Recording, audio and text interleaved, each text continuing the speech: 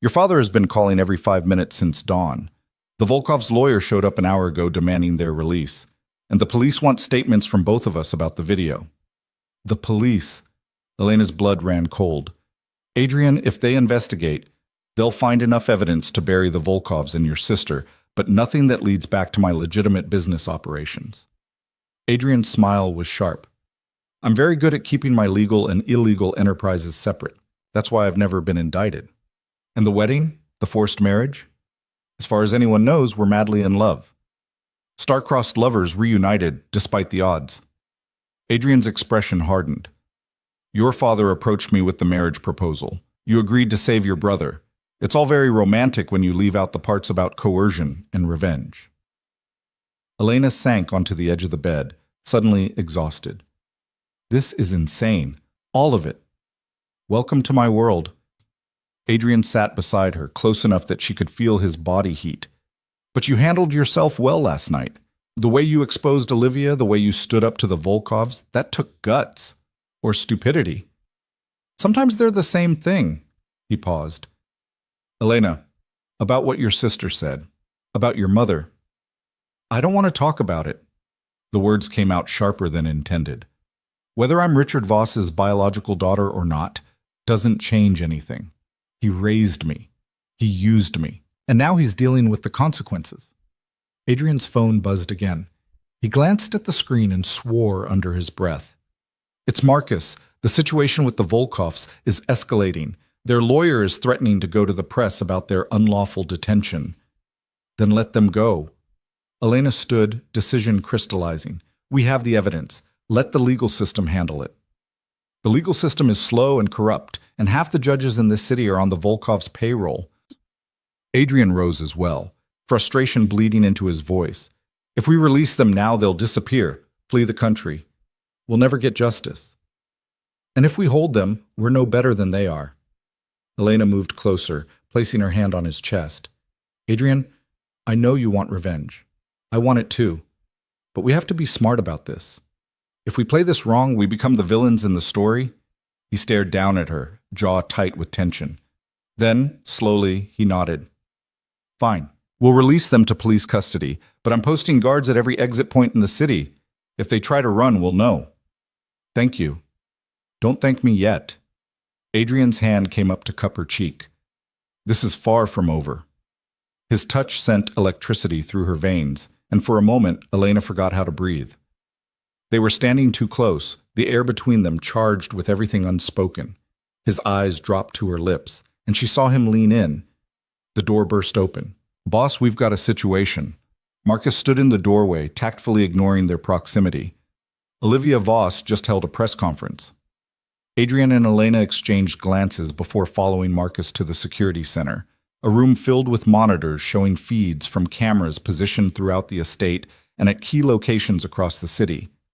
One of the largest screens displayed a live news feed. Olivia stood on the steps of Voss Industries headquarters, looking immaculate in a powder blue suit, her hair perfectly styled, makeup flawless. She looked nothing like a woman who'd been exposed as a murderer just hours ago. She looked like a victim. I want to address the shocking video that's been circulating online, Olivia said, voice trembling with just the right amount of emotion. That footage is completely fabricated. It's been doctored by people who want to destroy my family and take over Voss Industries. She dabbed at her eyes with a tissue. My stepsister Elena has been involved with the Moretti crime family for years. When I discovered evidence of her criminal activities, she decided to frame me for the terrible tragedy that befell the Moretti family 3 years ago. That lying bitch, Elena breathed. The video shows someone who looks like me meeting with Viktor Volkov, but forensic experts have already confirmed that it's been digitally altered. Olivia looked directly into the camera, and Elena could see the calculation behind those tear-filled eyes. I'm cooperating fully with law enforcement to bring the real criminals to justice. My father and I are devastated by these false accusations, and we ask for privacy during this difficult time. Questions erupted from the assembled reporters, but Olivia simply waved and retreated into the building, flanked by security and lawyers. She's good, Marcus observed grimly. I'll give her that. She's a psychopath, Adrian corrected. Elena, we need to respond. Now, before her narrative takes hold.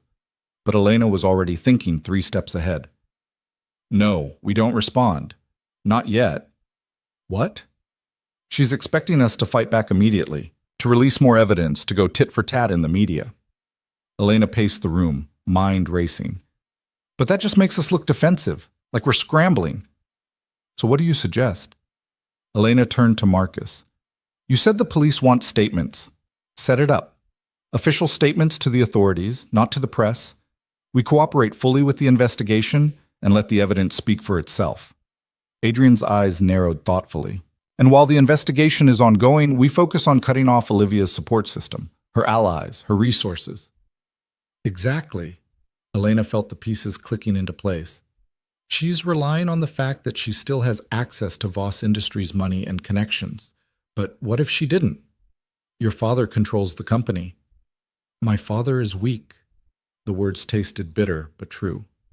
He spent his whole life being manipulated by stronger personalities. First my mother, then Olivia, now the Volkovs. But he also values his reputation above everything else. Elena smiled slowly. And right now, his reputation is tied to Olivia's. If we can convince him that cutting her off is the only way to save face, he'll throw her to the wolves. Adrian's expression shifted to something like admiration. You really are your father's daughter. No, Elena said quietly. I'm my mother's daughter. And she taught me that sometimes survival means making impossible choices. Before Adrian could respond, one of the security monitors flashed red. Marcus swore and pulled up the feed, revealing a sleek black car pulling up to the estate gates. Who is that? Elena asked. Marcus zoomed in on the license plate and his expression darkened. Senator Morrison. He's on the Volkov's payroll. Has been for years. What does he want? Nothing good. Adrian was already moving toward the door. Marcus, get Elena somewhere safe. No. Elena grabbed his arm. If this involves the Volkovs, it involves me too. I'm not hiding. Adrian looked like he wanted to argue, but something in her expression stopped him. Fine, but you stay behind me, and if things go south, you run. Understood? Understood. They met Senator Morrison in the formal receiving room, a space designed to intimidate with its soaring ceilings and antique furnishings. The senator was in his 50s, silver-haired and distinguished-looking, with the kind of practiced smile that probably won him elections but set Elena's teeth on edge. Mr. Moretti, Mrs. Moretti. He nodded to each of them in turn. Congratulations on your marriage. I'm sorry I couldn't attend the ceremony. You weren't invited, Adrian said flatly. What do you want, Morrison? Straight to business. I appreciate that. The senator settled into a chair without being invited, crossing his legs casually. I'm here on behalf of several concerned parties who believe this situation with the Volkov family has gotten out of hand. Concerned parties, Elena repeated. You mean the people the Volkovs have bought off over the years? Morrison's smile didn't waver. I mean respected members of the business community who are worried about the instability your accusations have caused. The Volkovs are prepared to make this all go away. Drop the charges, issue a public statement saying there was a misunderstanding, and they'll ensure your brother is released unharmed. Marco is already safe, Elena said. He's upstairs having breakfast. The senator's smile finally slipped. I see. Then perhaps we can discuss other incentives. The Volkovs are willing to offer substantial financial compensation for the damage to the Moretti family reputation. My family is dead, Adrian interrupted, voice like ice. There's no amount of money that compensates for that. Then what about testimony? Morrison leaned forward. The Volkovs have information about your operations, shipping routes, money laundering schemes, offshore accounts. They're willing to keep that information private in exchange for your cooperation. So they're threatening to expose my criminal activities unless I let them walk away from murder. Adrian laughed, but there was no humor in it. Tell me, Senator, how much did they pay you to deliver this message? Was it worth your integrity? Morrison's face flushed. I'm trying to help you avoid a very public, very messy legal battle that neither side will win. No, Elena said, standing up. You're trying to help the Volkovs avoid consequences for their actions. There's a difference. Mrs. Moretti, you are young and perhaps don't understand how these things work. I understand perfectly. Elena's voice could have cut glass. I understand that you're here because the Volkovs are panicking, because for the first time in their lives, they might actually face justice. And I understand that you're hoping we'll take a deal because you're terrified of what will come out during a trial. Morrison stood as well, abandoning all pretense of friendliness. You're making a mistake. The Volkovs have connections you can't imagine, resources you can't match. If you insist on pursuing this, they will destroy you. They can try. Adrian moved to stand beside Elena, presenting a united front. Now get out of my house before I have you arrested for obstruction of justice. You'll regret this, Morrison warned, heading for the door. Both of you. After he left, Elena sank back into her chair, adrenaline making her hands shake. That was a threat. That was a declaration of war. Adrian pulled out his phone. Marcus, I want eyes on Senator Morrison 24/7, and get me everything you can find on his financial records. If the Volkovs paid him off, I want proof. On it, boss. Adrian ended the call and turned to Elena.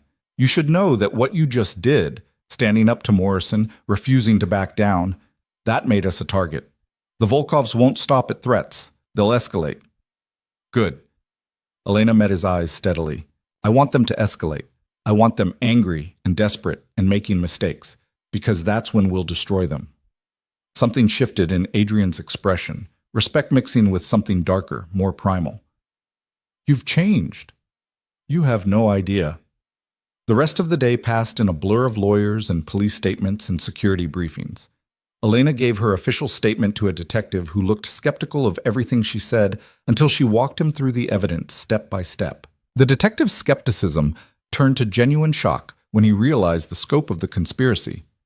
This is going to be the case of the decade, he muttered, taking notes furiously.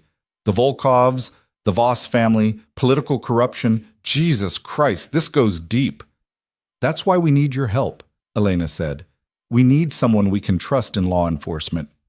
You can trust me. Detective James Chen looked up from his notes, expression serious. But you need to understand that this investigation is going to take time, months, maybe years, and the people involved have the resources to drag it out even longer. We understand, Adrian said. We're prepared for a long fight. After Detective Chen left, Elena found Marco in the estate library, looking lost among the towering shelves of books. Her brother had always been more comfortable with computers than classical literature, and seeing him surrounded by leather-bound volumes would have been funny under different circumstances. Hey, she said softly. Marco turned, and the relief on his face made her chest ache. Elena, I've been looking for you. They said you were busy with the police? Just giving my statement. She moved to hug him, breathing in the familiar scent of his cologne. Are you okay? They didn't hurt you? I'm fine. Bored, mostly. They kept me locked in a guest room with cable TV and room service. Marco pulled back, studying her face. But what about you? This whole marriage thing, the video of Olivia. What the hell is going on? Elena guided him to a leather couch and spent the next 20 minutes explaining everything. Her brother's expression cycled through shock, horror, anger, and finally a cold fury that reminded her unnervingly of Adrian. I'll kill her, Marco said when she finished. I'll kill Olivia myself for what she did to you. No, you won't. Elena grabbed his hand. Because that makes you just like them. And you're better than that. She framed you for murder, Elena. She destroyed your life. And now I'm going to destroy hers. Legally, publicly, completely. Elena's grip tightened. But I need you to stay out of it. Go back to Boston. Finish your degree. Live your life. Are you insane? Marco stared at her like she'd grown a second head. You're my sister. You saved my life. I'm not abandoning you now. You're not abandoning me. You're staying safe. Safe is boring. Marco's grin was fierce and reckless. Besides, I've got skills you need. I can hack into databases, track digital footprints, find information people want buried. Let me help. Elena wanted to say no. Wanted to protect her baby brother from the darkness she was wading into. But she also knew that look in his eyes. The stubborn determination that had gotten him through MIT at age 21. Fine, she said finally.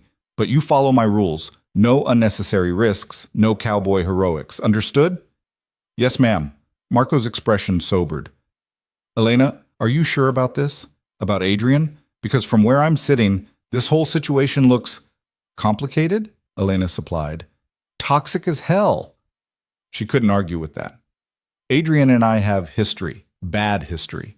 But right now, we have the same enemies. That makes us allies. And when those enemies are gone, what happens then? Elena didn't have an answer for that. That evening, Adrian's estate hosted a very different kind of gathering.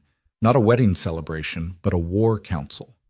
The dining room had been converted into a strategy center, with maps and documents spread across the long table. Besides Elena, Adrian, and Marcus, there were 3 other people present. Natalie Chen sat at one end of the table with 2 laptops open, fingers flying across the keyboards. "I've been digging into Voss Industries' financials," she said without looking up. "Olivia's been siphoning money for years. Offshore accounts, shell corporations, the works. She's got about 40 million stashed away that your father doesn't know about." "Can we freeze those accounts?" Elena asked. "Already working on it." Natalie's smile was sharp. "She'll wake up tomorrow significantly poorer." Across from Natalie sat a woman in her 40s with iron gray hair and sharp green eyes. Catherine Blake had been the Moretti family's lawyer for 20 years, and according to Adrian, she'd never lost a case that mattered. "The challenge we're facing," Catherine said, "is that Olivia's team is already working to suppress the evidence. They're filing motions to exclude the video footage, claiming it's been obtained illegally and doctored. They're arguing that even if the footage is real, it doesn't prove Olivia's direct involvement in the fire." "But the audio," Elena started, "can be challenged as manipulated or taken out of context." Catherine's expression was sympathetic but realistic. "I'm not saying we can't win, but it's going to be a fight, and Olivia has excellent lawyers." The last person at the table was someone Elena had only met that afternoon, a wiry man in his 60s named Thomas Graves, who ran the largest private investigation firm in the city. His reputation was legendary, and his rates were astronomical. "I've been looking into the Volkov family's operations," Thomas said, pulling up documents on a tablet. "They're more vulnerable than they appear. Dmitri's been having health problems, heart condition. He's been in and out of hospitals for the last 6 months, which means Victor and Alexei have been running day-to-day operations. And those 2 hate each other." "How much do they hate each other?" Adrian asked. "Enough that Victor's been meeting with a breakaway faction of the Bratva that wants to overthrow Dmitri."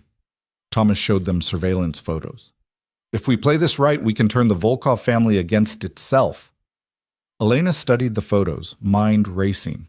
What if we let it leak that Victor was planning to betray his father, that the whole scheme with Olivia was part of his plan to take over the family? "Dmitri would lose his mind," Marcus said. "He's old school, loyal to family above everything. If he thought Victor was plotting against him, he'd cut him off, disown him, maybe worse." Adrian's smile was cold. "I like it." "There's one problem," Thomas said. "We'd need proof, real proof, not just rumors.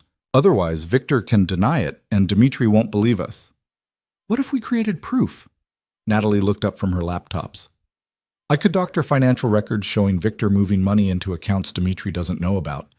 Set up email exchanges that make it look like he's been planning a coup."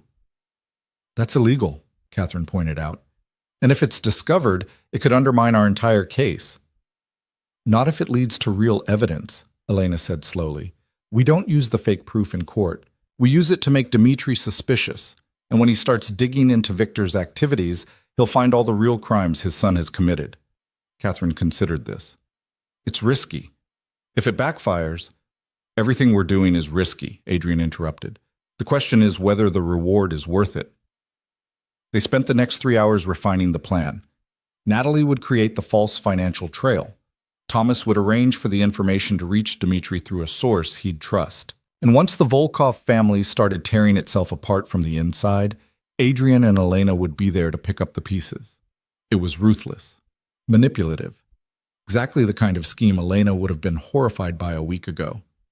Now it felt like justice. As the meeting broke up and people started to leave, Elena found herself alone with Adrian in the dining room. They stood on opposite sides of the table, the evidence of their conspiracy spread between them. "You're good at this," Adrian said quietly.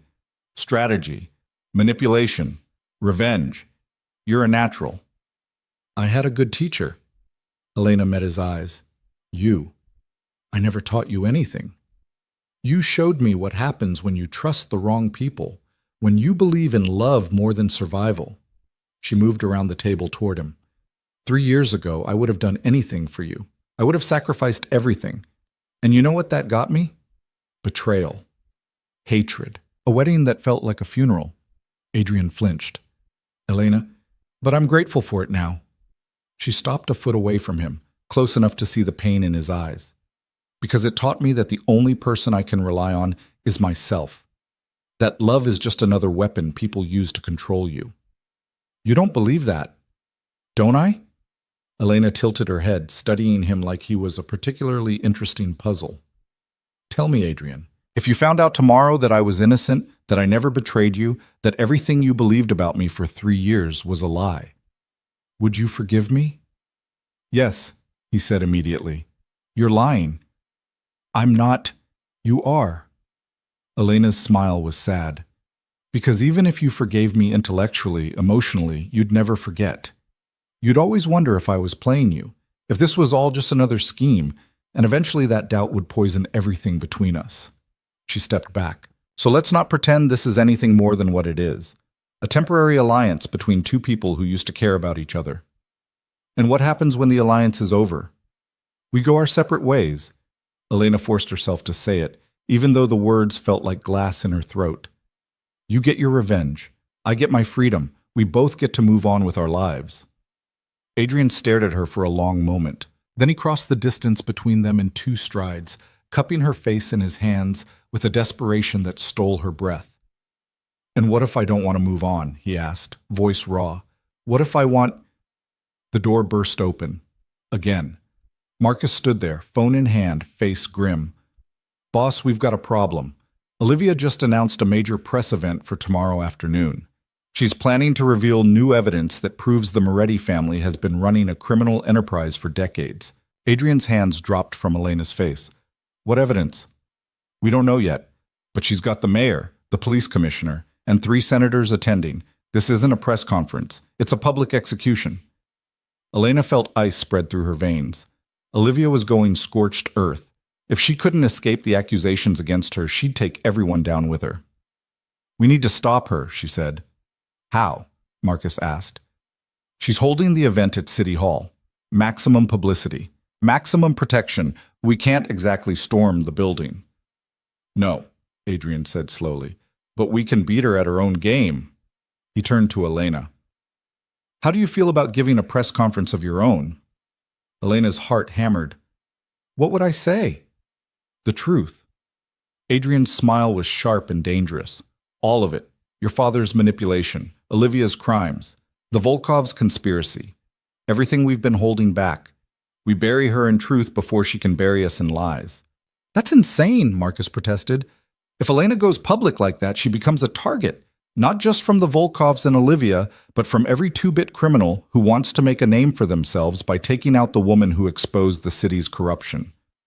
Then we make sure she's protected, Adrian said. Around-the-clock security, safe houses, whatever it takes. Adrian, this is my decision. Elena's voice cut through the argument. And I'm making it. We do the press conference. Tomorrow morning, before Olivia has a chance to control the narrative. She looked at Marcus. Can you set it up? Marcus exchanged glances with Adrian, then nodded reluctantly. I'll make the calls.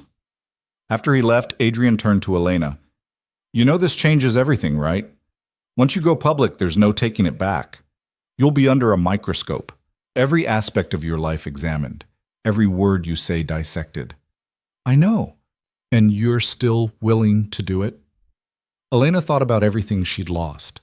Her innocence, her trust, her belief that the world was fundamentally fair, but she'd gained something too. Strength, clarity, the cold certainty that came from having nothing left to lose.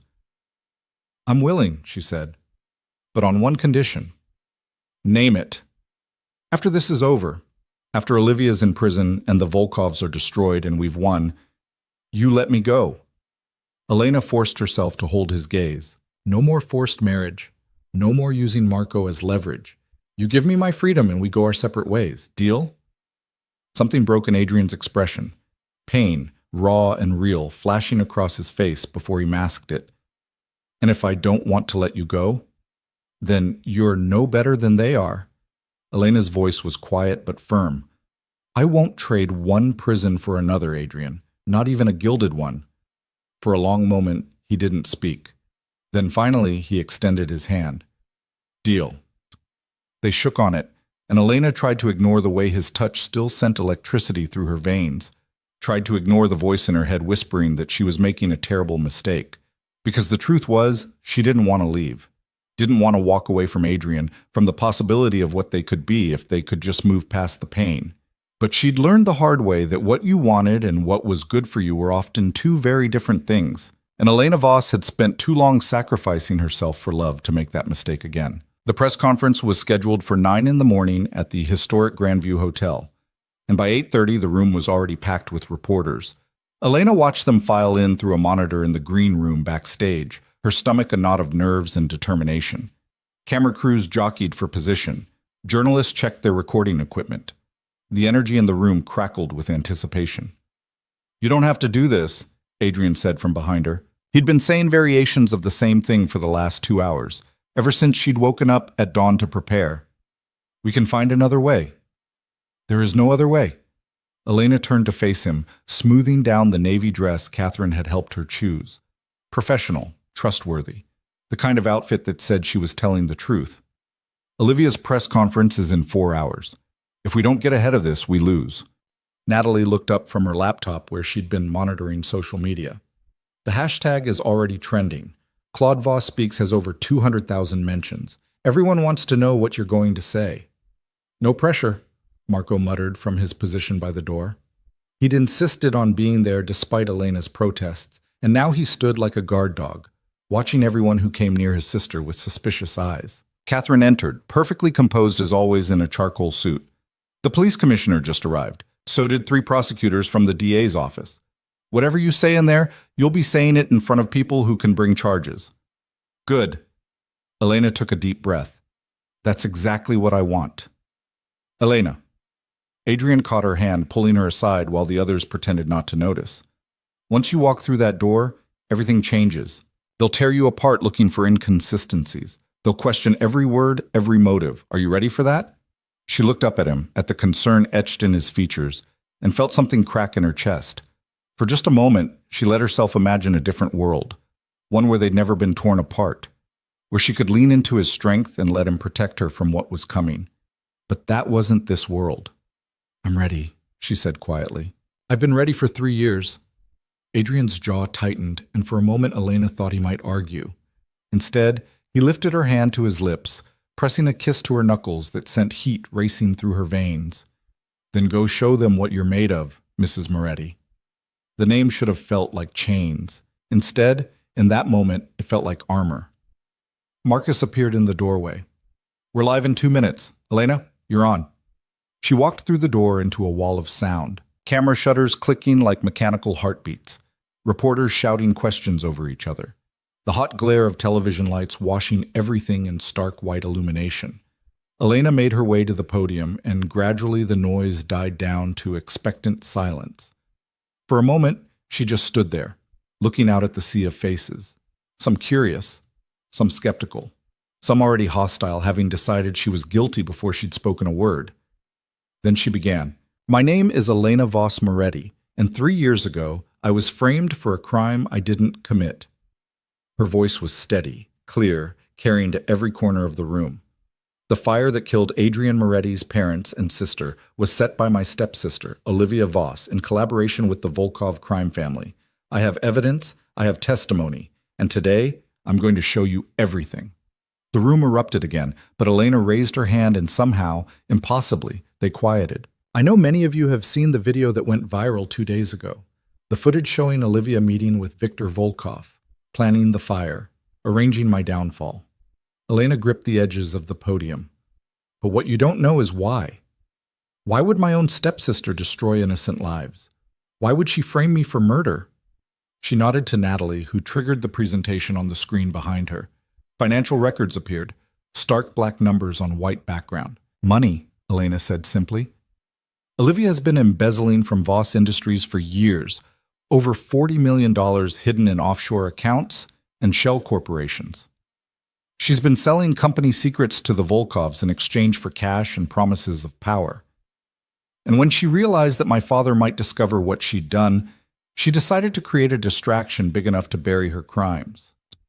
The screen changed to show the original footage from the night of the fire, but this time with enhanced clarity and additional angles that Natalie had recovered from backup servers.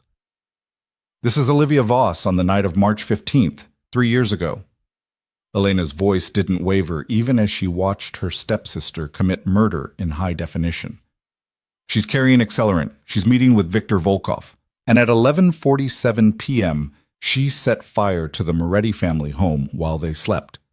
A reporter in the front row raised her hand. But the police report from that night says you were seen at a hotel with Antonio De Luca, Adrian Moretti's business rival. How do you explain that? I was drugged. Elena met the reporter's eyes. Someone slipped something into my drink at a charity event earlier that evening. I have no memory of how I got to that hotel room, but I do have this. The screen changed again, showing medical records.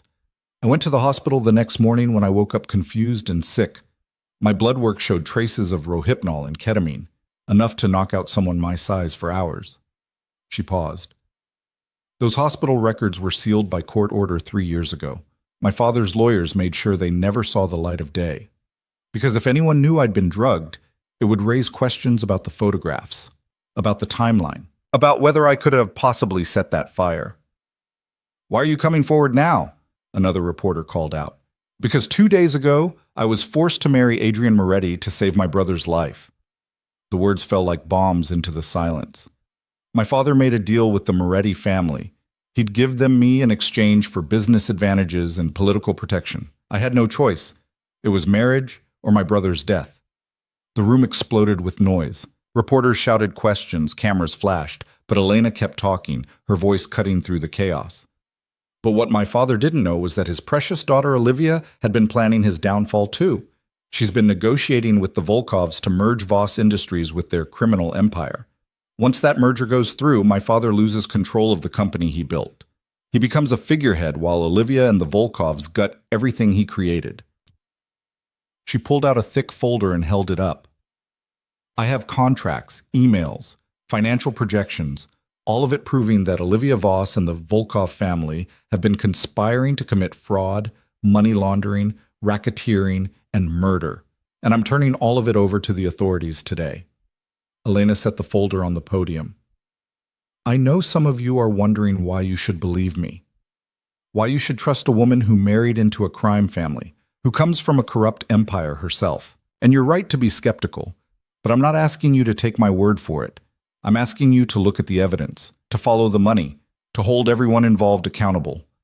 She gripped the podium harder, knuckles white. For 3 years, I've been called a murderer, a traitor, a whore. I've been cut off from my family, isolated from my friends, branded as a monster by people who didn't know the truth. And I accepted that because I thought fighting back would only make things worse. Her voice cracked, just slightly. But I'm done accepting. I'm done being silent. And I'm done letting the people who destroyed my life walk free while I carry the weight of their crimes. Elena looked directly into the camera, knowing that somewhere Olivia was watching. My stepsister is holding a press conference later today where she plans to release more fabricated evidence, more lies designed to bury the truth. Don't let her. Demand real proof. Demand verified sources. Demand the kind of evidence I'm providing right now. She stepped back from the podium. I'll take questions. The next 45 minutes were brutal. Reporters grilled her on every detail, looking for inconsistencies, demanding clarification, pushing her to admit she was lying or exaggerating or seeking revenge. But Elena stood her ground. She answered every question with facts, with documentation, with a calm certainty that gradually began to shift the mood in the room. When a particularly aggressive reporter suggested she was making everything up to save her own reputation, Elena simply pulled out her phone and played a recording. Olivia's voice filled the room. Father's going to be devastated when he finds out Elena's been stealing from the company. Of course, by the time he discovers it's actually me, I'll have enough leverage to force him out. Poor thing. He really should have paid more attention to his daughters. The recording was dated 6 months ago. In the background, Viktor Volkov's laugh was clearly audible. Where did you get that, the reporter demanded. From my stepsister's own phone. Elena smiled coldly. She's not very good at digital security, or maybe she just never imagined anyone would have the guts to stand up to her. By the time the press conference ended, the narrative had shifted. Elena could see it in the reporters' faces, in the way they looked at her with something approaching respect instead of suspicion. She'd given them the story of the decade, complete with villains and victims and enough evidence to fuel investigations for years. Catherine was waiting backstage with a grim smile. The DA's office wants to meet with you this afternoon. They're talking about immunity in exchange for your full cooperation. Immunity from what? Elena asked. I haven't done anything illegal. That's not entirely true. Catherine pulled her aside, voice low. You hacked into your sister's phone. You released sealed medical records. You've been working with Adrian Moretti, who, regardless of whether we can prove it in court, runs a criminal enterprise. The DA can make your life very difficult if they choose to. Then what do you recommend? Take the meeting. Listen to what they offer. Don't commit to anything without my advice. Catherine's expression softened slightly. But, Elena, you did well in there, really well. You might have just changed the course of this entire case. Adrian was waiting in the car outside, Marcus at the wheel. Elena slid into the back seat beside him, suddenly exhausted now that the adrenaline was fading. You were magnificent, Adrian said quietly. I was terrified. I know. His hand found hers in the space between them. But you didn't let them see it. That's what matters. Elena's phone started buzzing with messages, reporters requesting follow-up interviews, strangers offering support, and then one that made her blood run cold. From Olivia, you're going to regret that, I promise you. She showed it to Adrian, whose expression darkened. Marcus, double the security detail. I want someone on Elena every second. Already done, boss. And find out where Olivia is right now. I want to know who she's talking to, where she's going, what she's planning. They drove back to the estate in tense silence, Elena watching the city pass by through tinted windows. Somewhere out there, Olivia was regrouping, planning her counterattack, and the Volkovs were watching, waiting for an opportunity to strike. When they arrived, Marco was waiting at the door with his laptop. You need to see this. He pulled up a news site where Olivia's scheduled press conference had been canceled. In its place was a brief statement from Voss Industries' legal team. Due to ongoing legal proceedings, Ms. Olivia Voss will not be making any public statements at this time. She maintains her innocence and looks forward to clearing her name through the proper channels. She's running scared, Natalie said from behind Marco. Good. Means we're winning. But Elena wasn't so sure. Olivia didn't scare easily. If she'd canceled the press conference, it meant she was changing tactics, preparing something worse. The call came at 2 in the afternoon. Richard Voss wanted to meet with his daughter. Elena stared at her phone, at her father's name on the screen, and felt nothing. No anger, no hurt, just a cold emptiness where family loyalty used to live. It's a trap, Adrian said immediately. Probably. Elena set the phone down. But I'm going anyway. Elena, he's still my father. The words tasted like ash. Even if he's a terrible one, even if he used me and manipulated me and sold me to you like property, I need to look him in the eye and hear what he has to say. Then I'm coming with you. No. Elena's voice was firm. This is something I need to do alone. They argued for another 20 minutes before Adrian finally, reluctantly, agreed to let her go, but only with Marcus and 2 other guards waiting outside, only with a GPS tracker hidden in her jewelry, only after she promised to leave at the first sign of danger. The meeting was set for a restaurant in the financial district. Neutral ground, public enough to be safe. When Elena arrived, she found her father sitting at a corner table, looking smaller somehow than she remembered. Richard Voss had always seemed larger than life, but now he just looked old and defeated. Elena. He stood when she approached, but didn't try to hug her. Thank you for coming. She slid into the seat across from him without a word. I watched your press conference, he said after a long silence. It was very impressive, very thorough. Is that all you have to say? Richard flinched. What do you want me to say? That I'm sorry? That I made mistakes? He laughed bitterly. I'm 63 years old, Elena. I've built an empire from nothing. I've made deals with criminals and politicians and everyone in between. And through it all, I told myself I was doing it for my family, for my daughters. You don't get to call us both your daughters anymore, Elena said coldly. Not after what Olivia did. She's sick. Richard's voice cracked. She needs help, not prison. She's a murderer who killed 3 innocent people and framed me for it. She needs to pay for what she's done. And what about you? Richard leaned forward, desperation bleeding into his voice. You married Adrian Moretti. You're working with a crime family. How is that any better than what Olivia did? Because I didn't have a choice. Elena's control finally slipped, voice rising. You gave me to him. You traded me like livestock to save your own skin. And now you want to act like you're the victim in all this? I was trying to protect you. By forcing me to marry a man who hated me? By letting everyone believe I was a murderer? That's protection? Richard slumped back in his chair. What was I supposed to do?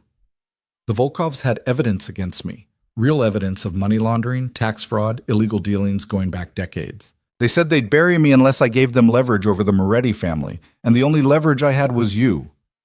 Elena felt something twist in her chest. So you sold me out to save yourself. I sold you out to save the company, to save the thousands of people who depend on Voss Industries for their livelihoods. Richard's eyes were pleading. I thought Adrian would keep you safe. I thought maybe eventually you two could work things out, considering your history. He thought I murdered his family. And now he knows the truth. Now you're working together. Richard reached across the table, but Elena pulled her hand back before he could touch her. Elena, please. Help me convince Olivia to turn herself in. Help me salvage what's left of our family. We're not a family. The words came out flat, emotionless.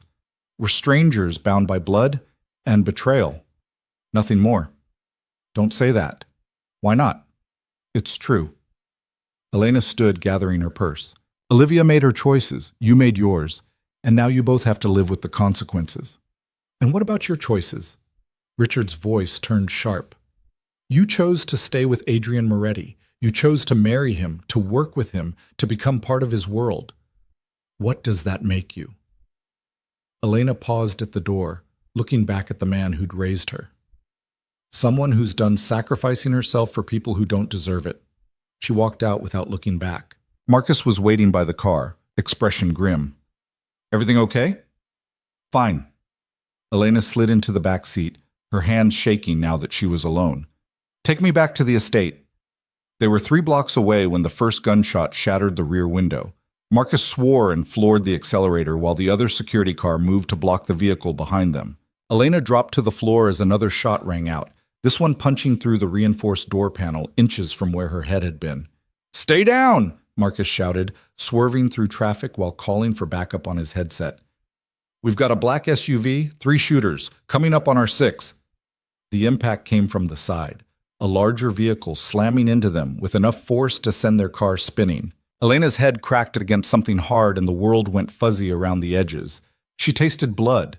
Then hands were grabbing her, pulling her from the wreckage. She fought, kicking and scratching, but whoever had her was strong. She caught a glimpse of Marcus slumped over the steering wheel, blood streaming down his face, before a hood was yanked over her head. Get her to the boat, a voice commanded in Russian-accented English. The boss wants her alive. Terror flooded through Elena's veins. She tried to scream, but someone pressed something over her mouth and nose. Chemical sweetness filled her lungs. Her limbs went heavy, unresponsive.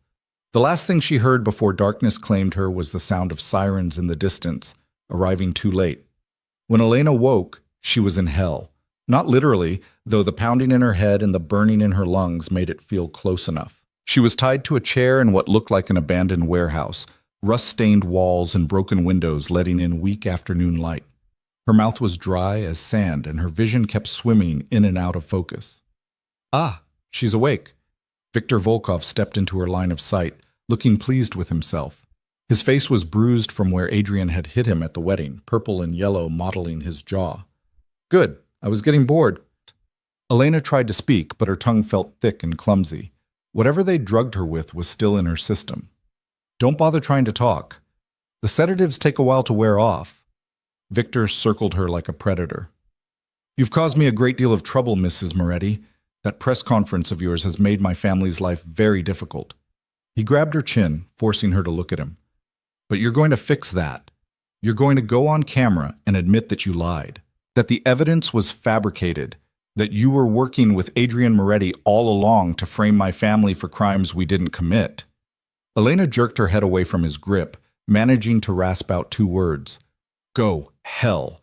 Victor's smile turned ugly. I was hoping you'd say that. He nodded to someone behind her, and suddenly electricity shot through her body. She screamed, muscles seizing, every nerve ending on fire. When it stopped, she was gasping for breath, sweat pouring down her face. That's just the beginning, Victor said conversationally. We can do this the easy way or the hard way. Your choice. The door crashed open with a bang that made Elena's ears ring. Adrian stood there with a gun in each hand and murder in his eyes. Get away from my wife. Victor moved fast, pulling Elena's chair in front of him as a human shield.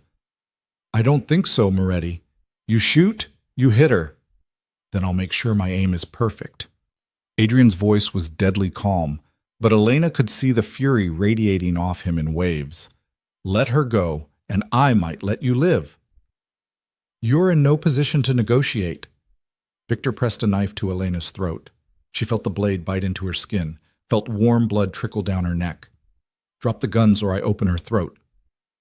For one horrible moment, Elena thought Adrian might actually do it, might sacrifice her to get to Victor. But then she saw his eyes, saw the calculation there, and understood. He was buying time. Okay. Adrian set the guns down slowly. Okay, you win. Just don't hurt her. That's better. Victor's grip on the knife relaxed slightly. Now kick them over here. Adrian did, but as the gun skittered across the concrete floor, Elena saw movement in the shadows behind Victor. Marcus, blood-soaked but alive, creeping up with his own weapon drawn. She needed to give him an opening. Elena let her body go limp, dead weight, in Victor's grip. He cursed and shifted to hold her up, and in that split second of distraction, Marcus fired. The shot caught Victor in the shoulder, spinning him around. The knife clattered from his hand. Adrian dove for the guns while Elena threw herself sideways, chair and all, getting out of the line of fire. More gunshots rang out as Volkov reinforcements flooded into the warehouse. Adrian and Marcus returned fire, but they were outnumbered 3-1. Elena struggled against the ropes binding her wrists, feeling them start to give way. Then she saw it. Victor, wounded but still mobile, crawling toward a detonator attached to the wall. Her blood went cold. Adrian, she screamed, the building's rigged. Adrian's head snapped around. He took in the situation in a single glance, then made the kind of split-second decision that separated the living from the dead. He grabbed Elena, chair and all, and ran for the nearest exit. Behind them, Victor hit the detonator. The explosion was massive, a wall of heat and sound that picked them up and threw them like dolls. Adrian twisted in mid-air, taking the impact on his back as they crashed through a rotting wooden door and into the alley beyond. They hit the ground hard. Elena felt something crack in her ribs, but she was alive. They were alive. Then she saw the blood. Adrian. Her voice came out strangled. Adrian, you're bleeding. He was, badly. A piece of shrapnel from the explosion had embedded itself in his side, just below his ribs. Blood was spreading across his shirt in a crimson stain that grew faster than it should. It's fine, he gasped, trying to sit up. We need to move. Don't you dare say it's fine. Elena finally got her hands free and immediately pressed them against the wound, trying to stop the bleeding. You're not fine. You're... Her voice broke, because Adrian's face was going pale, his breathing shallow, and there was so much blood. Too much blood. Hey! His hand came up to cup her cheek, leaving a red smear. Look at me, Elena. Look at me. She met his eyes, and what she saw there made her heart stop. I need you to listen, Adrian said, voice getting weaker. Marcus got out before the explosion. He'll have called for backup. Ambulance should be here in minutes. But just in case, no. Elena shook her head frantically. No, you don't get to do this. You don't get to make a goodbye speech. You're going to be fine. Just in case, he continued as if she hadn't spoken, I need you to know something. I never stopped loving you, even when I hated you, even when I thought you'd betrayed me. Some part of me always knew the truth. Tears were streaming down Elena's face now, mixing with the blood and soot. "Shut up. Save your strength." "I'm sorry." Adrian's eyes started to close. "For everything. For not trusting you. For forcing you to marry me. For not being strong enough to protect you from—" "Adrian, stay with me." Elena grabbed his face, forcing his eyes open. "You promised me freedom after this was over. You can't give me freedom if you're dead, so stay with me, damn it." Sirens wailed in the distance, getting closer. Elena kept pressure on the wound, kept talking to Adrian, kept trying to keep him conscious, but he was fading, his breathing getting more labored, his skin cold to the touch. "Elena," he whispered, so quiet she had to lean in to hear. "The safe in my office. Code is your birthday. Everything you need is in there. Proof of the Volkov's operations, offshore accounts, political connections. Finish what we started." "We'll finish it together." Adrian smiled, and it was the saddest thing she'd ever seen. "You were always the strong one. I just made you believe you weren't." Then his eyes closed, and he went still. "No!" Elena screamed, shaking him. "No, no, no, Adrian, wake up, wake up!" Paramedics swarmed around them, pulling her away, starting compressions, shouting medical terms she didn't understand. Someone was asking her questions, but the words didn't make sense. Nothing made sense. All Elena could see was Adrian's blood on her hands.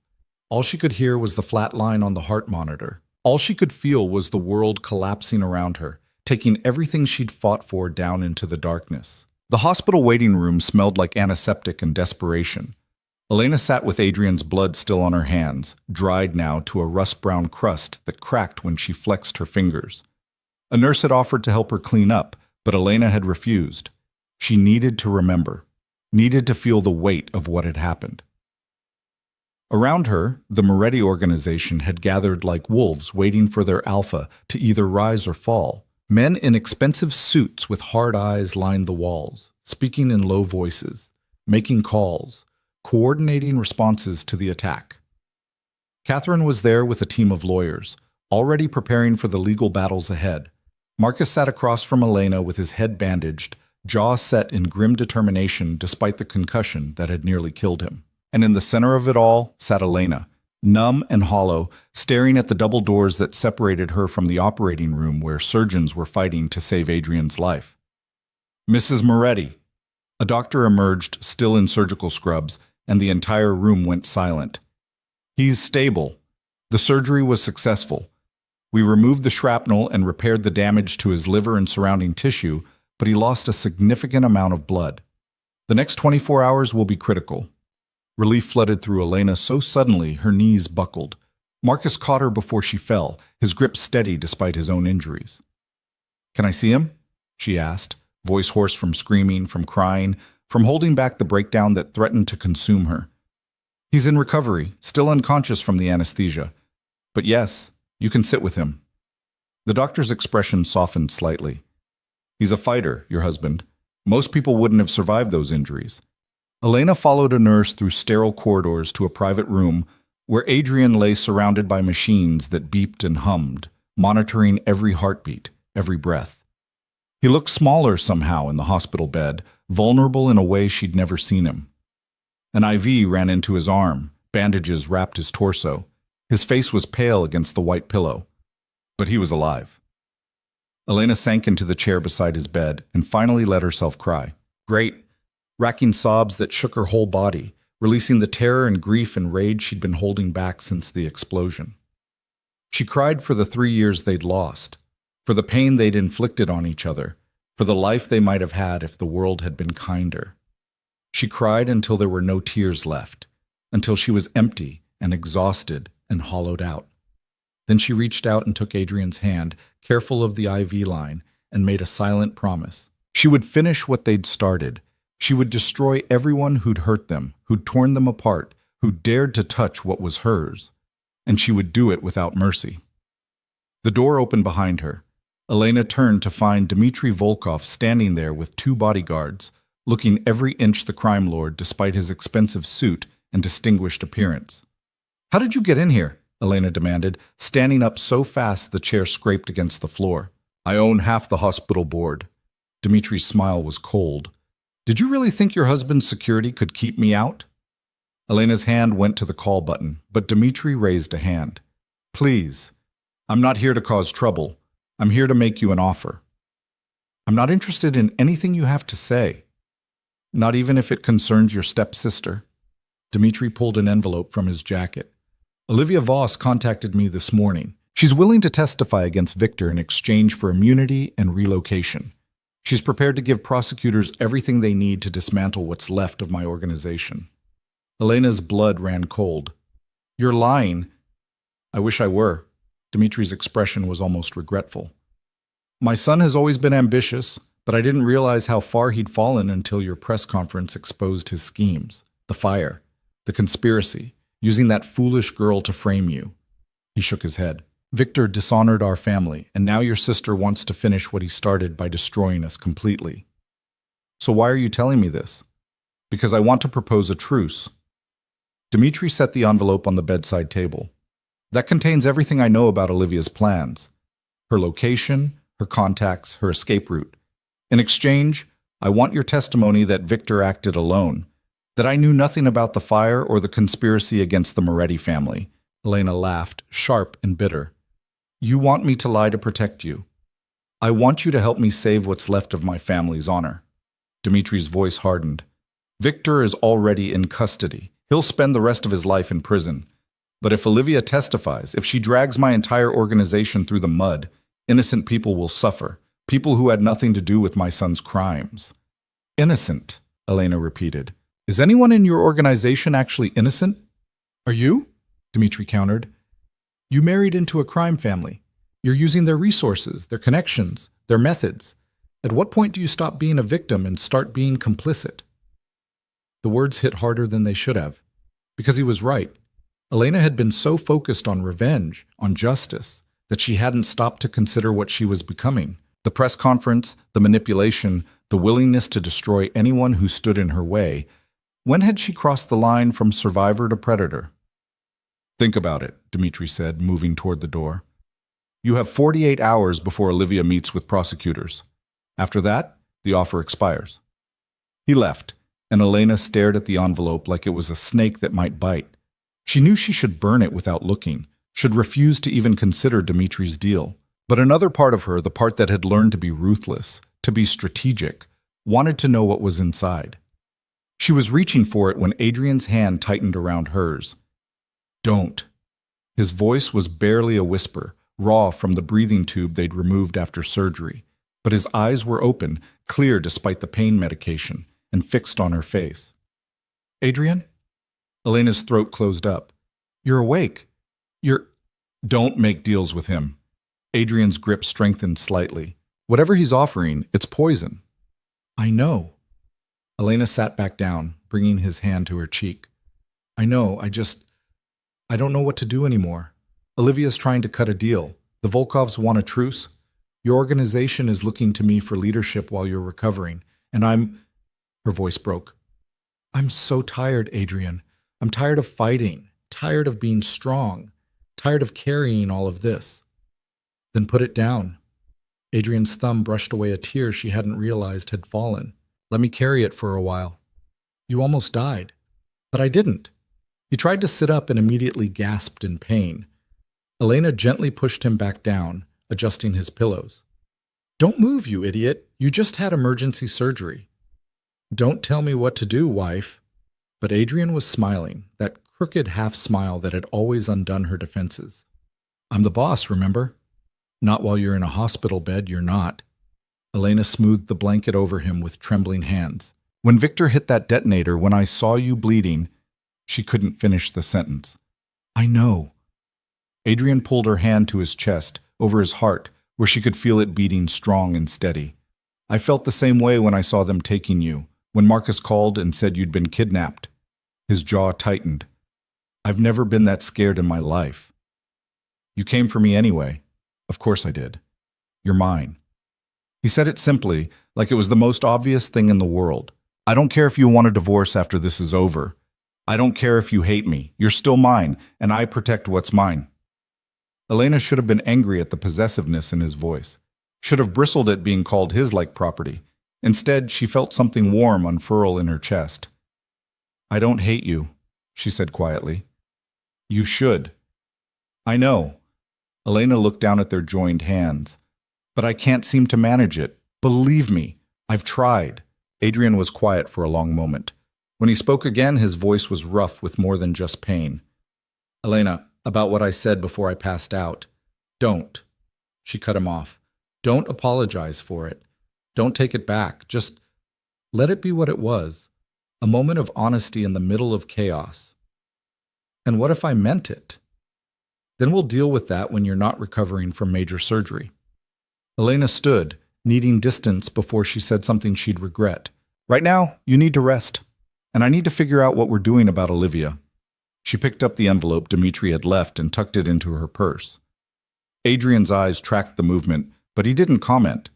He knew her well enough to know that arguing would only make her more determined. Be careful, was all he said. Always. It was a lie, and they both knew it. The information in Dmitri's envelope was comprehensive and damning.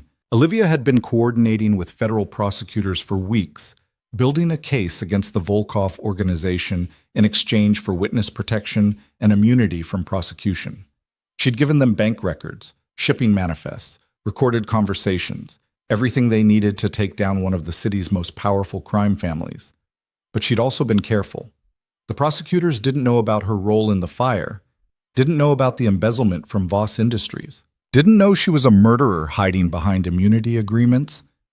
Elena sat in Adrian's office at the estate, surrounded by the evidence of her stepsister's latest betrayal, and felt something cold and hard settle in her chest.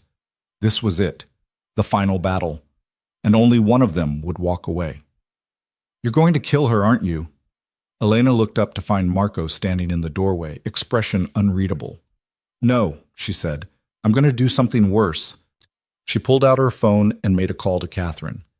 I need you to arrange a meeting with the federal prosecutors. Tell them I have information about their star witness that they need to hear. And Catherine? Make sure the media knows about it. I want cameras there when I destroy her.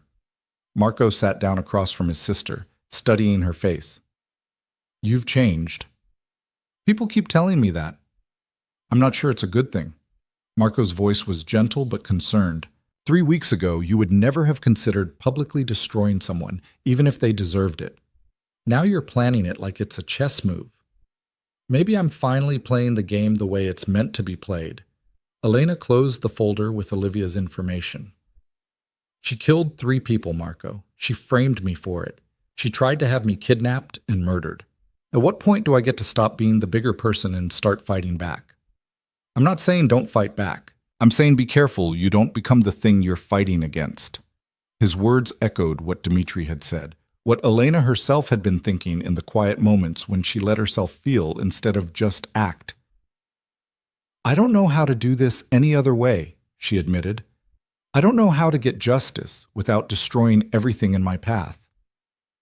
Then maybe you need to redefine what justice looks like. Marco leaned forward. Olivia's going to prison. The Volkovs are finished. You and Adrian are alive. That's a win, Elena. You don't have to burn the world down to prove you've won. But that was the problem. Elena did want to burn it down. Wanted to watch everyone who'd hurt her suffer the way she'd suffered. And the realization that she'd become capable of that kind of cruelty terrified her. I'll think about it, she said finally, which was the best she could offer. The meeting with federal prosecutors was set for the following afternoon at the courthouse. Elena arrived with Catherine and a team of lawyers, all of them dressed for war in sharp suits and carrying briefcases full of evidence. The media presence was overwhelming. Cameras lined the courthouse steps, reporters shouting questions, the public fascinated by the ongoing saga of the Voss and Moretti families. Inside, they were led to a conference room where 3 prosecutors waited along with Olivia and her legal team. Elena's stepsister looked immaculate as always, blonde hair perfectly styled, makeup flawless, wearing a cream-colored suit that probably cost more than most people's monthly rent. She looked like the victim she was pretending to be. Until she saw Elena. Then her mask slipped for just a moment, fear flickering across her features before she smoothed it away. Ms. Voss, the lead prosecutor said, standing to shake Elena's hand, thank you for agreeing to meet with us. I understand you have information regarding Miss Olivia Voss's credibility as a witness? I do. Elena set her briefcase on the table, extracting files and arranging them with deliberate precision. I have evidence that your star witness is a murderer, an embezzler, and a pathological liar who has been manipulating everyone in this room. Olivia's lawyer started to object, but the prosecutor held up a hand. Those are serious allegations. I hope you can back them up. I can. Elena pulled out the first document. These are financial records showing that Olivia Voss has been embezzling from Voss Industries for the last 6 years, over $43 million hidden in offshore accounts under shell company names. She slid the papers across the table.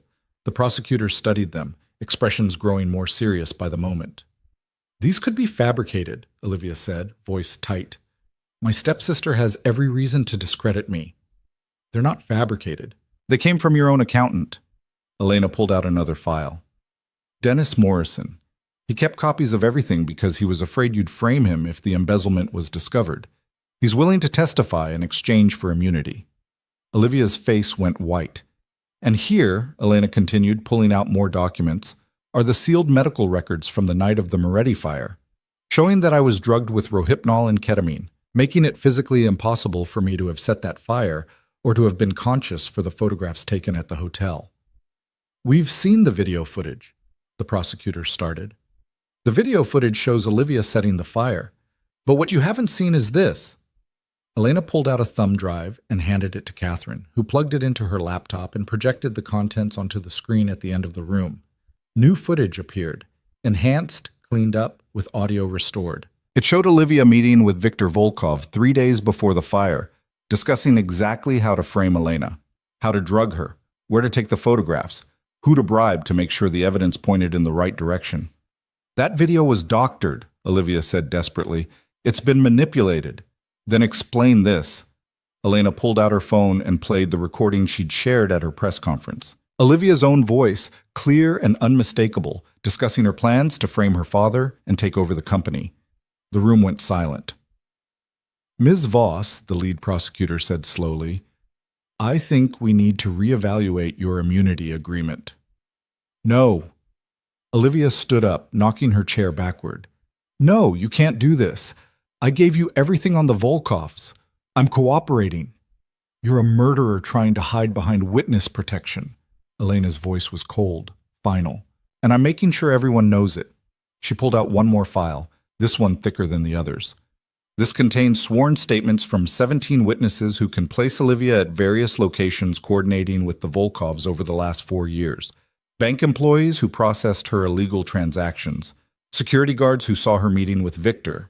Tech specialists who can prove her phone was used to trigger the accelerant that started the fire.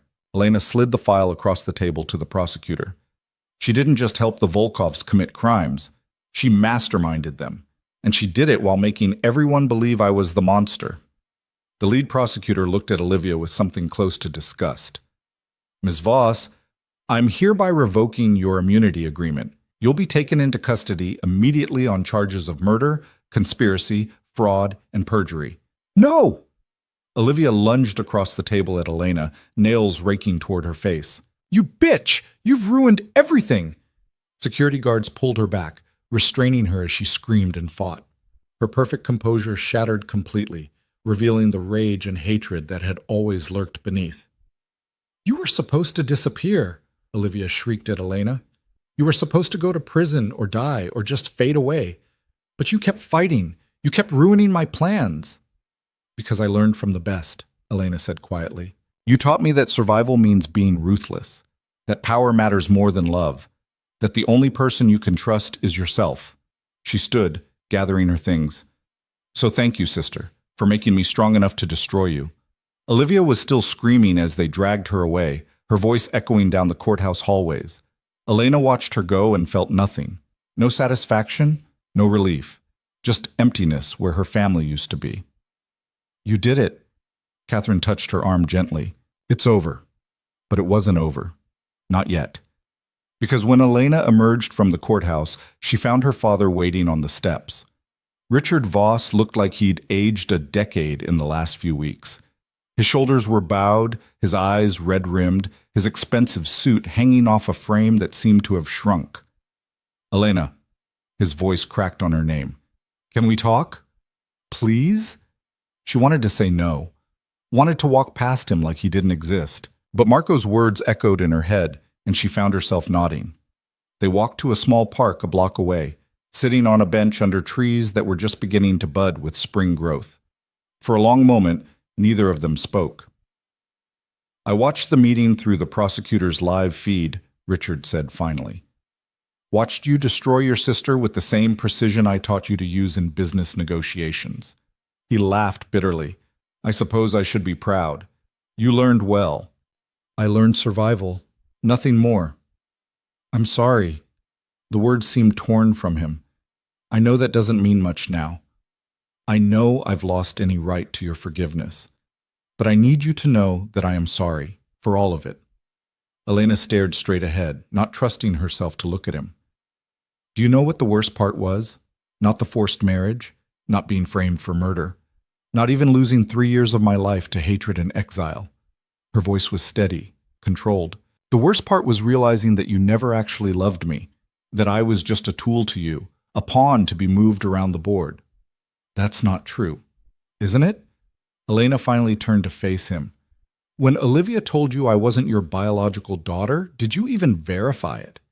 Did you get a DNA test? Or did you just accept it because it gave you an excuse to trade me away without guilt? Richard's silence was answer enough. I thought so. Elena stood, brushing off her skirt. For what it's worth, I forgive you. Not because you deserve it, but because carrying that anger around is exhausting. But I also never want to see you again. Whatever you built, whatever legacy you're trying to salvage, it dies with you. I want no part of it.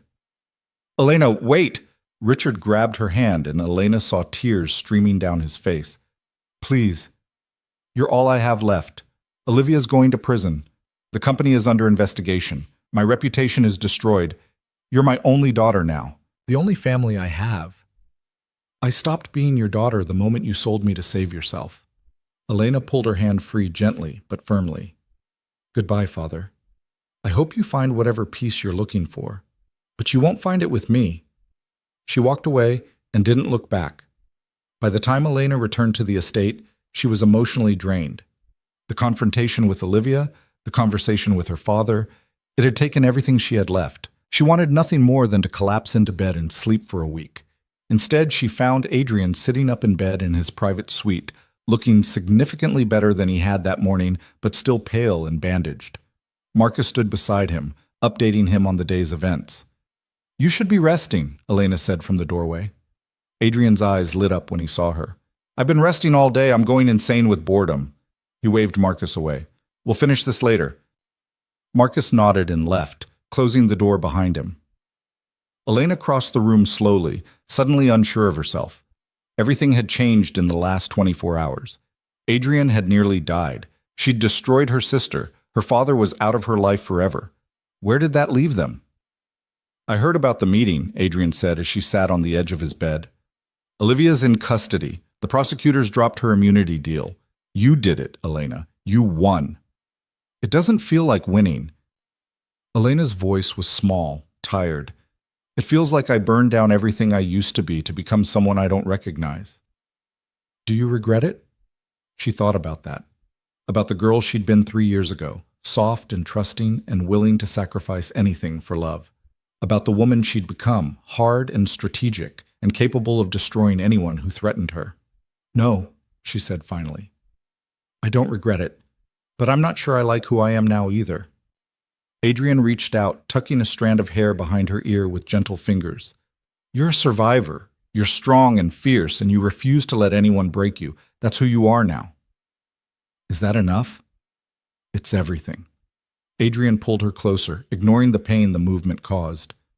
Elena, when I thought I was dying, all I could think about was how much time we'd wasted.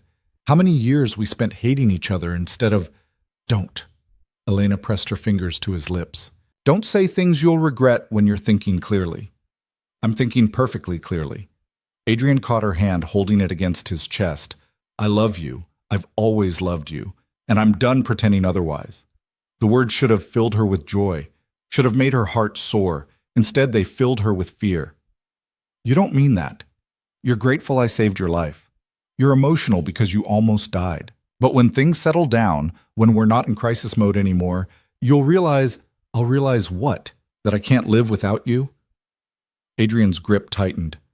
Elena, I've spent 3 years trying to hate you, trying to convince myself that what we had wasn't real, and all it took was seeing you in danger to know the truth. I'm yours. Completely. Whether you want me or not. Elena felt tears burning her eyes. Adrian, we have a deal. When this is over, you let me go. You promised. I know what I promised. His thumb brushed across her knuckles. And if you still want to leave after everything's settled, I'll keep that promise. I'll give you your freedom, your divorce, whatever you need. His voice dropped to barely a whisper. But I'm asking you not to. I'm asking you to give us another chance. A real one this time, without the lies and manipulation and fear.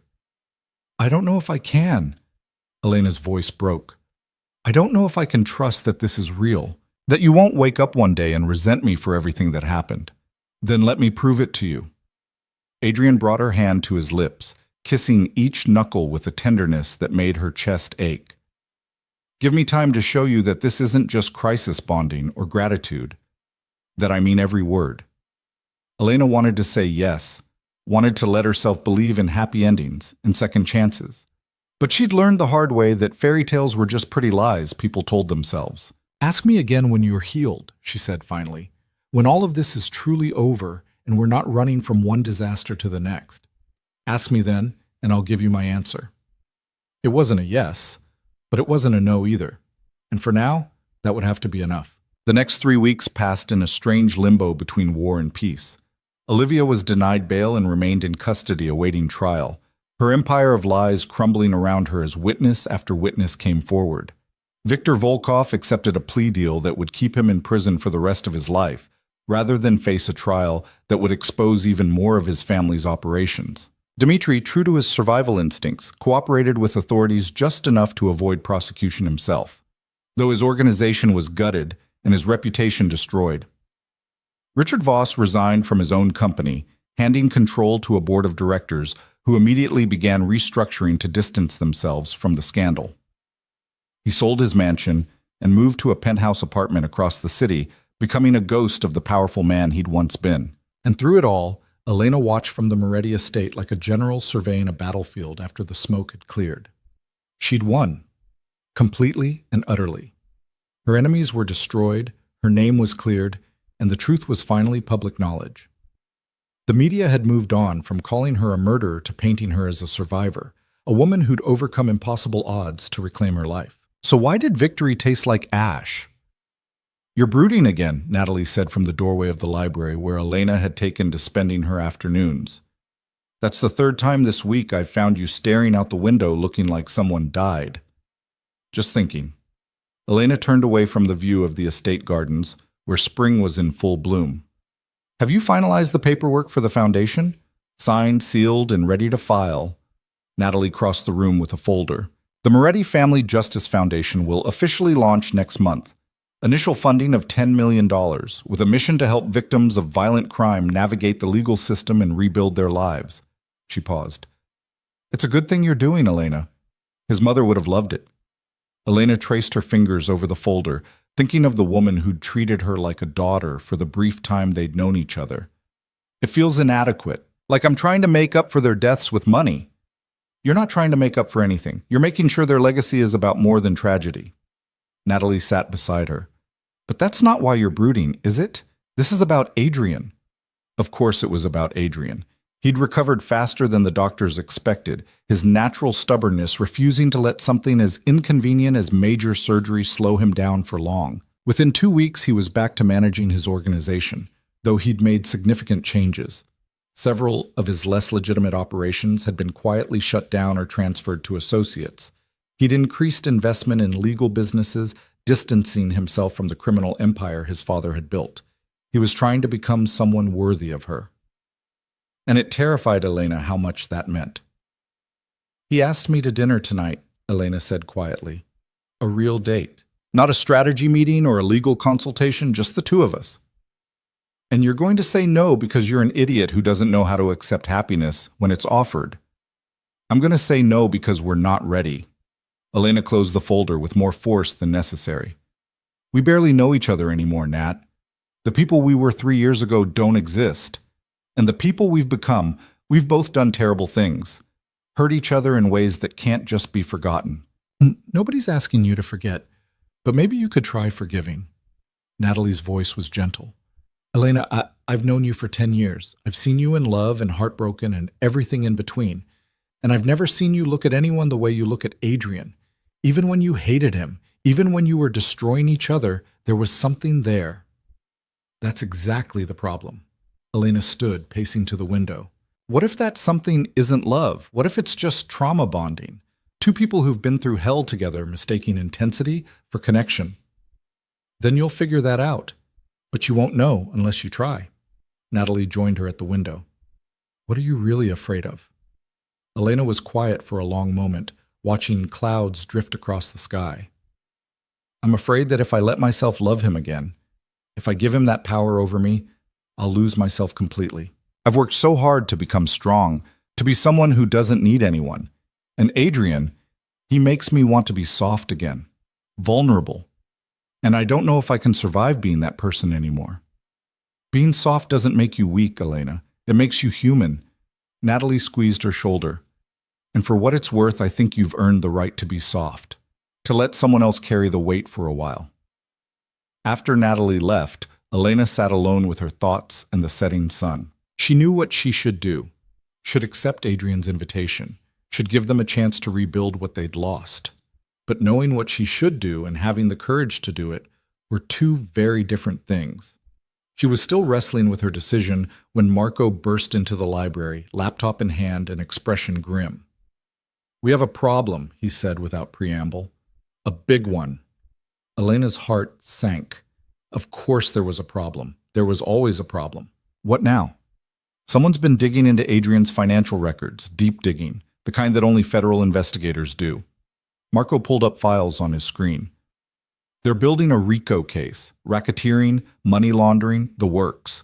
And Elena, if they bring charges, it doesn't matter that he's been cleaning up his operations. They'll use everything from the last decade. How long do we have? Best guess? 2 months before indictments come down. Maybe less. Marco's expression was sympathetic. "I'm sorry. I know this is the last thing you needed to hear." Elena felt something cold settle in her stomach. Just when she thought they were finally free, when they could finally move forward, the past was reaching out to drag them back down. "Does Adrian know?" "Not yet. I wanted to tell you first." Marco hesitated. "Elena, if he goes to trial, they're going to investigate everyone connected to him, including you. Your press conference, the evidence you gathered, the way you've been working with his organization, they could argue you're complicit."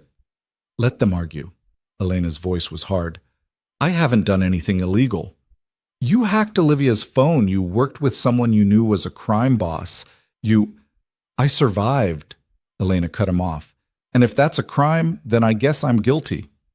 She found Adrian in his office, surrounded by paperwork and looking tired despite his recovery. He glanced up when she entered, and his expression immediately shifted from exhausted to concerned. "What's wrong?" Marco found something. Elena closed the door behind her and told him everything. About the investigation, the potential RICO charges, the timeline they were looking at. Adrian listened without interrupting, his expression growing darker with each word. When she finished, he was quiet for a long moment. Then he stood and moved to the window, staring out at the same gardens Elena had been contemplating earlier. "I knew this was coming eventually," he said quietly. "You can't run the kind of organization I inherited and expect to avoid federal attention forever. I've been preparing for this possibility for years." "Preparing how?" "I have offshore accounts they don't know about.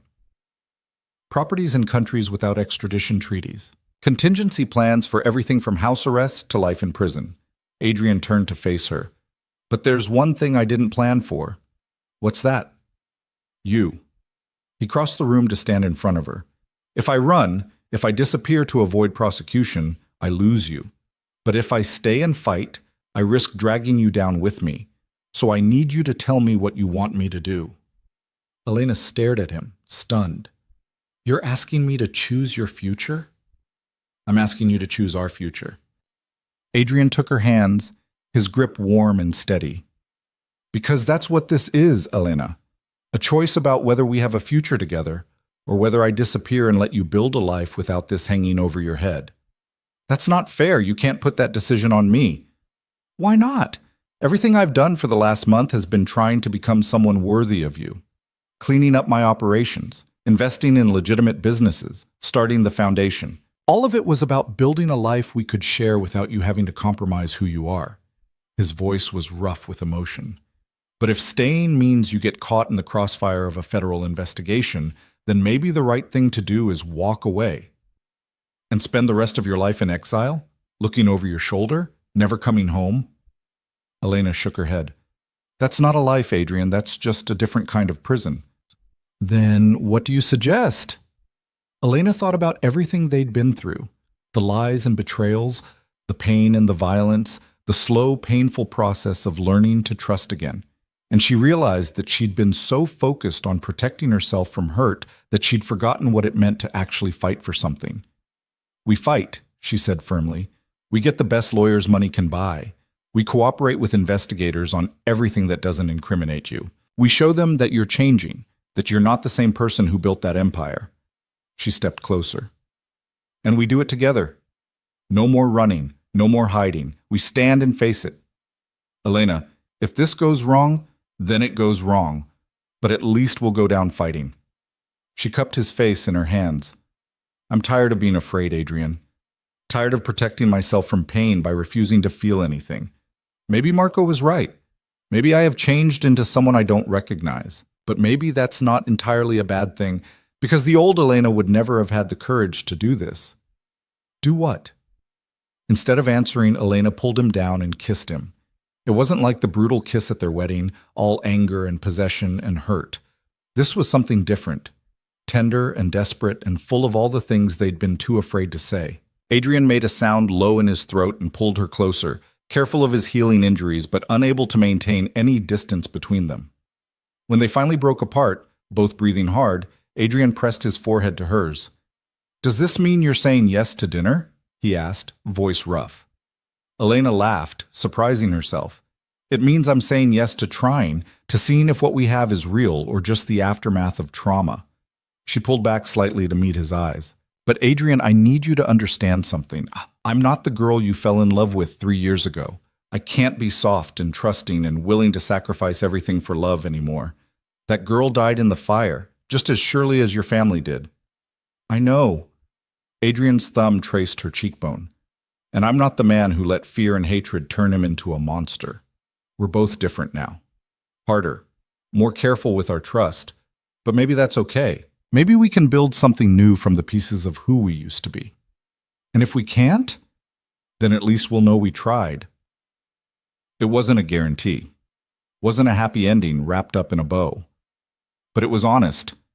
And after everything they'd been through, honesty felt like the greatest gift they could give each other. The federal investigation moved forward with the inexorable weight of bureaucracy. Adrian hired a team of attorneys led by Catherine, who approached the case with the same ruthless efficiency she brought to everything. They cooperated where they could, stonewalled where they had to, and slowly built a defense that painted Adrian as a man trying to escape his father's legacy rather than perpetuate it. The foundation helped. The shuttered operations helped. And surprisingly, testimony from Detective Chen helped most of all. He'd been investigating the Volkov family for years and was willing to state under oath that Adrian had provided crucial information that led to their takedown. It's not perfect, Catherine told them during a strategy meeting 6 weeks after the investigation became public.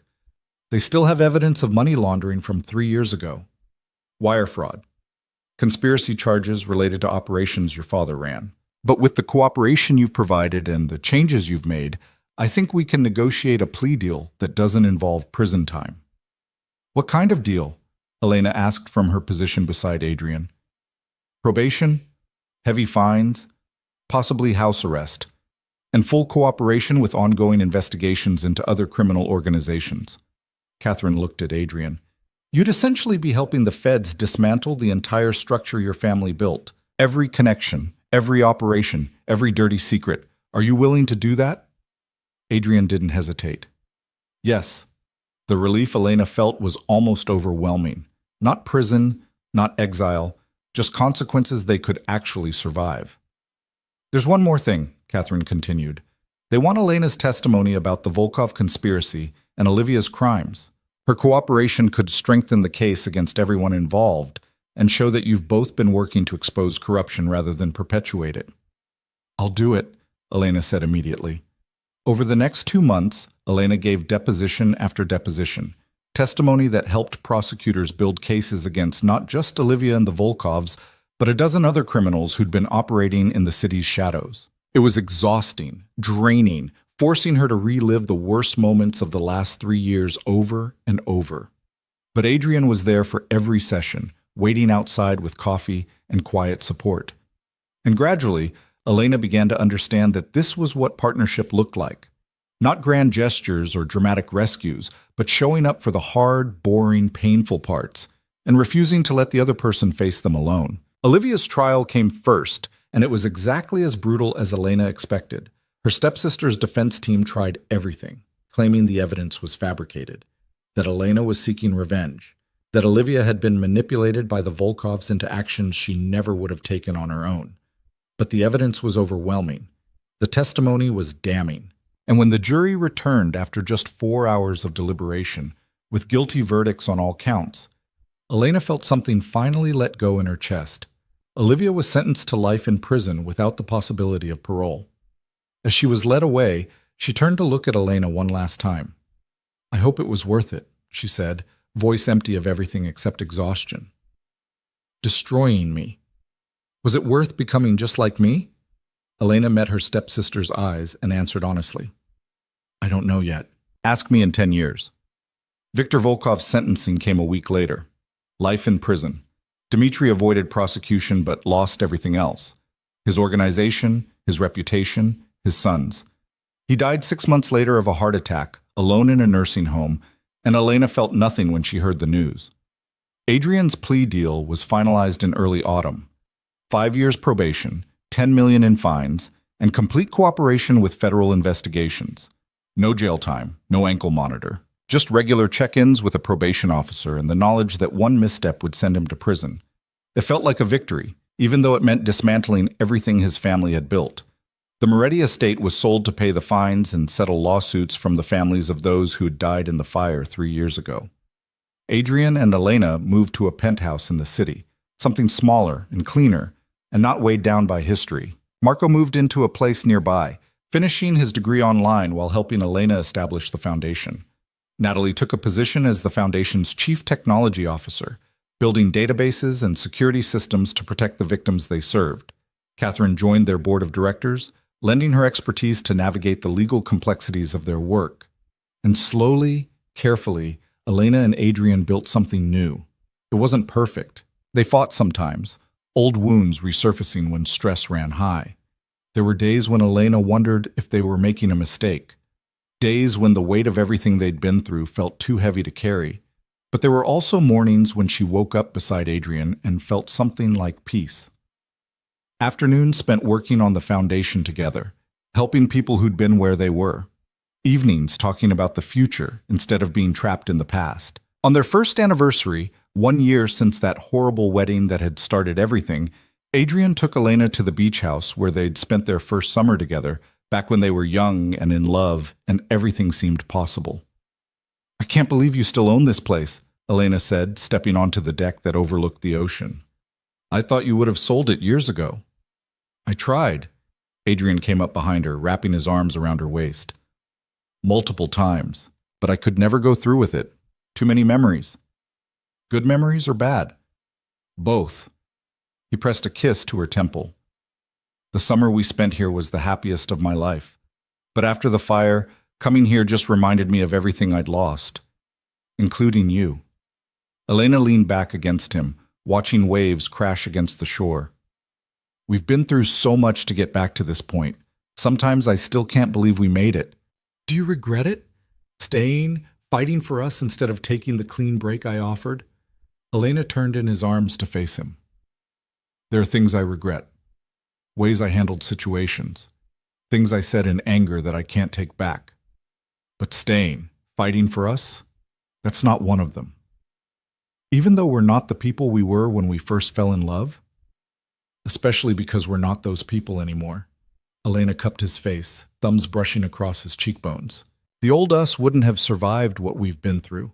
We would have broken under the weight of it. But the people we've become, we're strong enough to carry it together. Adrian pulled a small box from his pocket, and Elena's breath caught. I know we're already married, he said, opening it to reveal a simple platinum band etched with delicate flowers. But that wedding was built on lies and coercion and hatred. So I'm asking you again, for real this time. He took her hand. Elena Voss, will you marry me? Not because you're forced to, not to save anyone, or gain advantage, or survive a war, just because you want to build a life with me. Tears burned Elena's eyes, but this time they were the good kind, the kind that came from joy instead of pain.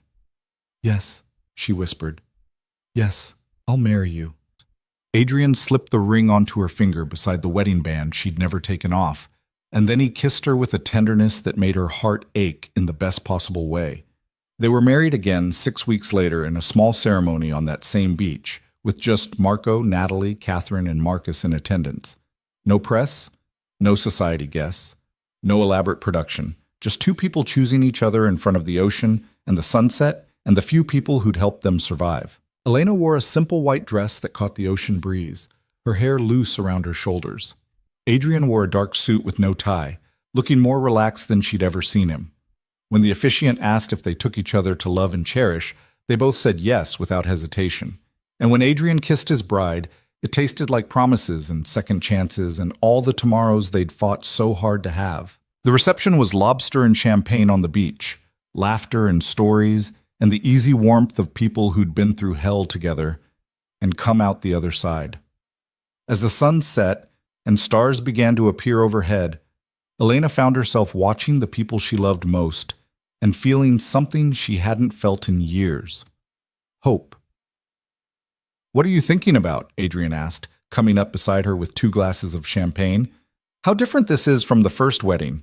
Elena accepted the glass, clinking it against his. How much better. Because we chose it this time. Because we chose each other. She took a sip of champagne, then set the glass aside. Adrian, there's something I need to tell you. His expression immediately shifted to concern. What's wrong? Nothing's wrong. At least, I don't think so. Elena took his hands, suddenly nervous in a way she hadn't been even during the ceremony. I'm pregnant. Adrian went very still. You're what? Pregnant, about 8 weeks. I found out last week, but I wanted to wait until after the wedding to tell you. She searched his face anxiously. I know we haven't talked about children. I know the timing might not be ideal with everything else going on, but I'm keeping it, and I hope... Adrian cut her off with a kiss that tasted like joy and tears and laughter all mixed together. When he pulled back, his eyes were bright with emotion. You hope what? That I'm happy? Elena, I'm terrified and thrilled and completely unprepared, but yes, I'm happy. So happy I can barely breathe. Elena felt relief flood through her. Good, because I'm terrified too. I have no idea how to be a mother. My own family was such a disaster, and with everything we've been through, we'll figure it out together. Adrian's hands moved to her still flat stomach with a reverence that made her chest ache. We'll make mistakes, and we'll struggle, and we'll probably mess up in ways we can't even imagine. But we'll love this child, we'll protect them, and we'll make sure they grow up knowing they were wanted, knowing they were loved, Elena added softly. That too. They stood there on the beach as the party continued around them. 2 people who'd been through hell and somehow found their way back to each other. They weren't the same people who'd fallen in love 3 years ago. They were harder, more scarred, more aware of how quickly everything could fall apart. But they were also stronger, more honest, more willing to fight for what mattered. And what mattered was this: the life they were building together, the family they were creating, the foundation that helped others find justice when the system failed them. 6 months later, Elena stood in the foundation's new headquarters, cutting the ribbon on a facility that would provide legal aid, counseling, and support to victims of violent crime. The turnout was overwhelming: local politicians, community leaders, former clients whose lives they'd helped rebuild. But the person Elena was most aware of was Adrian, standing at the back of the room with his hand resting protectively on her now visible baby bump. He caught her eye and smiled, and Elena felt her heart swell with an emotion that would have terrified her a year ago. Love. Pure and uncomplicated, and strong enough to survive anything. In her speech, Elena talked about how the foundation had grown from tragedy, how 3 people who'd lost their lives to senseless violence had inspired something that would help thousands. She talked about justice and healing and the importance of second chances. But mostly, she talked about hope. There was a time when I thought my life was over, she told the assembled crowd. When I believed that the pain and betrayal I'd experienced had broken something fundamental in me. And in some ways, it did. The person I was before died in that fire just as surely as the people I loved. But from those ashes, something new was born. Something stronger. And this foundation is proof that beauty can come from tragedy if we're willing to fight for it. She caught sight of Natalie in the front row, tears streaming down her face. Marco beside her, looking proud enough to burst. Catherine nodding in approval. And in the back, Adrian watching her like she was the most important thing in his world. We can't undo the past, Elena continued. We can't bring back the people we've lost or erase the pain we've endured. But we can choose what we build from the rubble. We can choose to let our scars make us stronger instead of bitter. And we can choose to help others find their way through the darkness, the way others helped us. The applause when she finished was thunderous. People lined up to congratulate her, to share their own stories, to thank her for creating something that mattered. And through it all, Elena kept glancing back at Adrian, drawing strength from his presence. When the event finally ended and they were alone in the car heading home, Elena let herself relax for the first time in hours. You were magnificent, Adrian said, reaching for her hand. My mother would have loved what you said about her. I meant every word. Elena laced their fingers together. She was the first person who made me feel like I belonged somewhere, like I was part of a real family. And now you're starting a family of your own. Adrian's free hand moved to her stomach, where their daughter was growing. They'd found out the gender last week, and neither of them could stop talking about it. Our family? Elena corrected. We're in this together, remember? How could I forget? You remind me approximately 12 times a day. Elena laughed, the sound coming easier now than it had in years. That's because you have a tendency to take everything on yourself. I need to make sure you remember you have backup. I remember. Adrian brought her hand to his lips. Elena, can I ask you something? Of course. Are you happy? Really happy? Not just content or making the best of things, but actually happy? Elena thought about the question seriously. Thought about everything they'd lost and everything they'd gained. The scars that would never fully heal and the love that had grown stronger because of them. Yes, she said finally. I'm happy.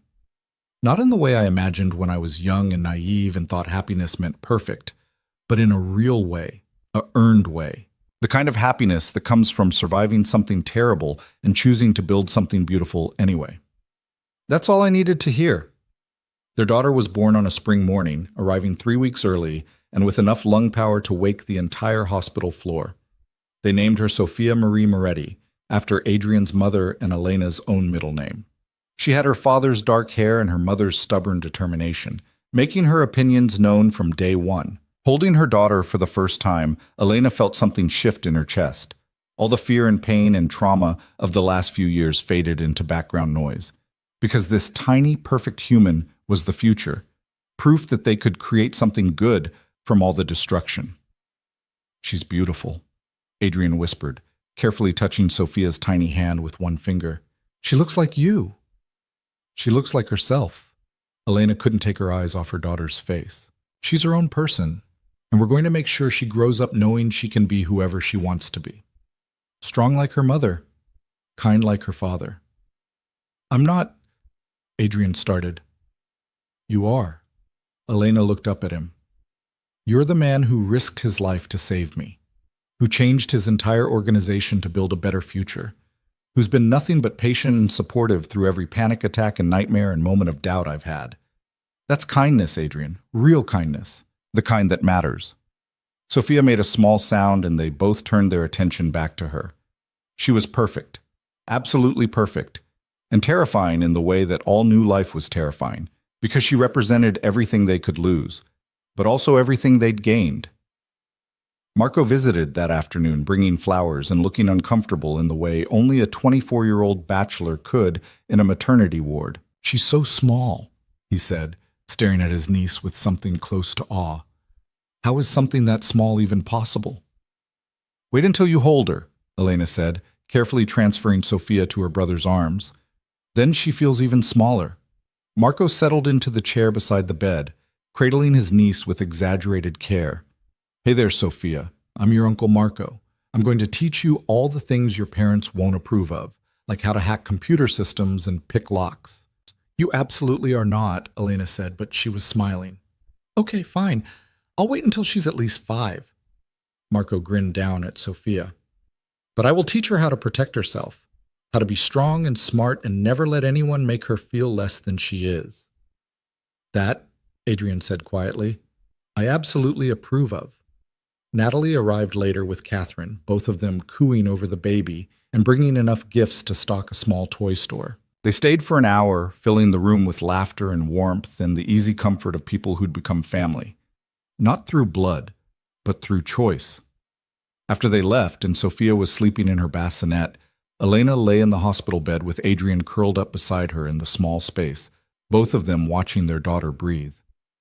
"Do you remember what you asked me the day after our first wedding?" Elena said quietly. "About whether I thought we could have a future together? I remember you said maybe.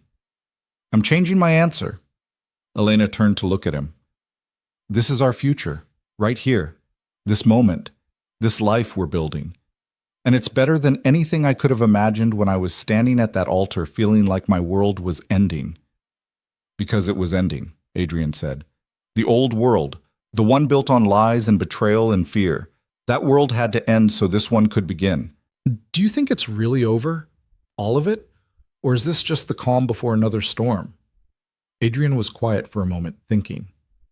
"I think there will always be challenges, always be threats. But we're different now, stronger, and we have something worth protecting." He nodded toward Sophia. "So whatever comes, we'll face it together." "Together," Elena echoed. It became their promise, their anchor. The thing they held on to when the nightmares came, or when doubt crept in, or when the weight of everything they'd been through threatened to pull them under. Together. 3 years after that second wedding on the beach, Elena stood at the window of their penthouse watching the sun rise over the city. Sophia was asleep in the nursery, 3 years old now, and already showing signs of the fierce independence she'd inherited from both parents. Adrian was in the kitchen making coffee, a morning ritual he'd taken over when Elena admitted she still couldn't get the proportions right.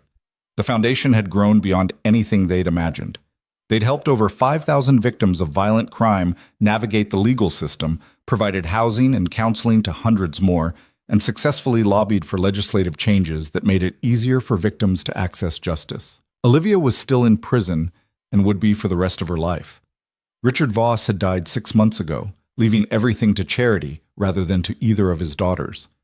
Elena had attended the funeral, but felt nothing, the man buried there a stranger who'd worn her father's face. The Volkov Empire was a memory, its remains absorbed by other organizations or legitimized through careful restructuring. Victor would die in prison. Dmitri was already dead. And the city they'd terrorized for decades had slowly begun to heal. As for Elena and Adrian, they'd found something precious in the ruins of their old lives. Not the innocent love of their youth, but something deeper and more resilient. A partnership built on honesty and trust, and the hard-won knowledge that they were stronger together than they'd ever been apart. "Coffee's ready?" Adrian called from the kitchen. Elena turned from the window to find him standing there with 2 mugs, wearing sweatpants and an old t-shirt, hair still messy from sleep. He looked nothing like the polished crime boss he'd once been, and everything like the man she'd chosen to build a life with. "What were you thinking about?" he asked, handing her a cup. "How far we've come. How different everything is from what I imagined." Elena took a sip, savoring the warmth. "Do you ever regret it? Giving up the empire? The power?" "Not even for a second." Adrian set his cup down and pulled her into his arms. "I traded an empire for a family, power for peace, fear for love. That's not a sacrifice. That's an upgrade. Even with the probation and the check-ins and the constant monitoring? Even with all of that, he pressed a kiss to her forehead. Because at the end of the day, I get to come home to you and Sophia. I get to work on something meaningful instead of managing criminal operations. I get to sleep without wondering if tomorrow's the day everything collapses. From the nursery, they heard Sophia starting to wake up, making the soft sounds that would soon escalate to demands for breakfast and attention. "I'll get her," Adrian said, but Elena caught his arm. "Wait. Before the day starts and everything gets crazy, I need to tell you something." Adrian's expression shifted to concern. "What's wrong?" "Nothing's wrong." Elena smiled, reaching for his hand and placing it on her stomach. "But you might want to start thinking about names. Plural." It took him a moment to understand. We're twins?" "Twins?" Elena confirmed. "I found out yesterday. Wanted to tell you when we had a quiet moment, but those are rare these days." Adrian's face went through about 12 different expressions before settling on joy mixed with terror. "Twins. 3 kids under 5. We're insane." "Completely," Elena laughed. "But we're insane together, which somehow makes it better." "Together," Adrian agreed and kissed her just as Sophia's calls from the nursery became impossible to ignore. They went to get their daughter together, starting another day in the life they'd built from ashes and anger and the stubborn refusal to let their story end in tragedy. And if Elena sometimes woke from nightmares about the fire, if Adrian occasionally flinched at loud noises that reminded him of explosions, if they both carried scars that would never fully fade,